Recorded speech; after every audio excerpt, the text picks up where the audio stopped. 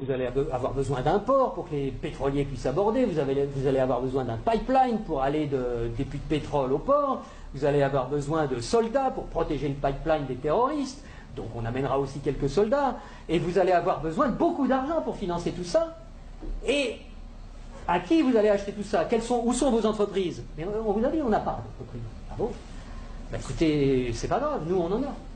En Occident, beaucoup, on en a plein. On a Halliburton qui fabrique des usines, on a Areva qui a besoin d'uranium, on a Bouygues qui fabrique des autoroutes, des ports, tout ce que vous voulez, on va vous faire ça aux petits oignons, pas de problème.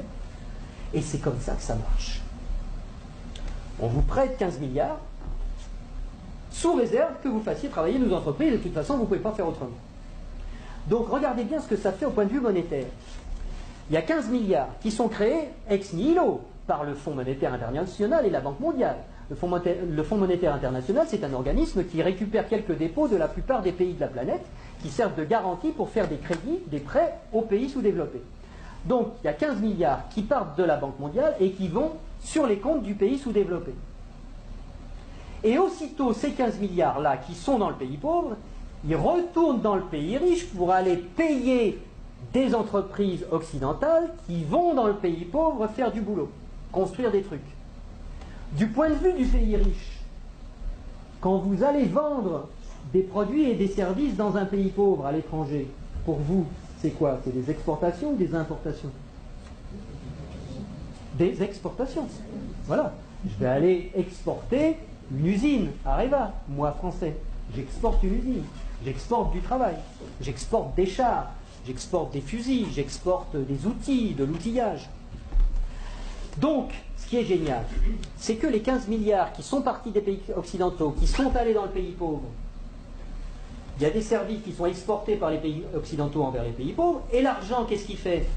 Il revient dans les pays riches, les 15 milliards, ils reviennent. Bon.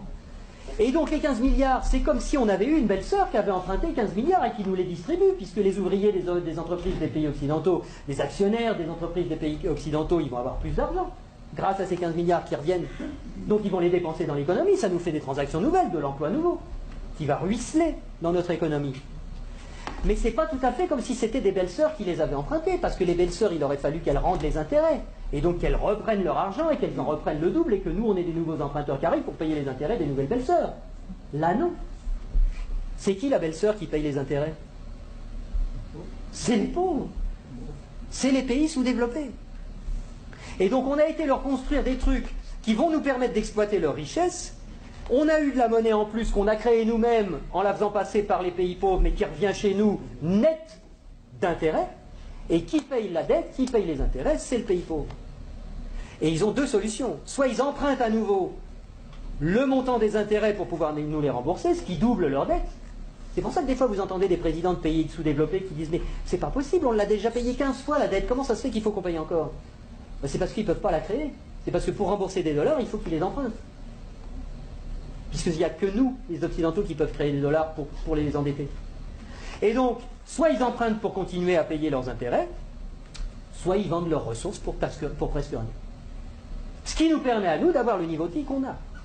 Et d'avoir les ressources des pays sous-développés, qu'on a bien choisis parce qu'ils étaient riches en ressources dont on a besoin, et d'avoir le niveau de vie qu'on a, et d'avoir de l'essence pas chère, et d'avoir des iPhones pas chers, etc.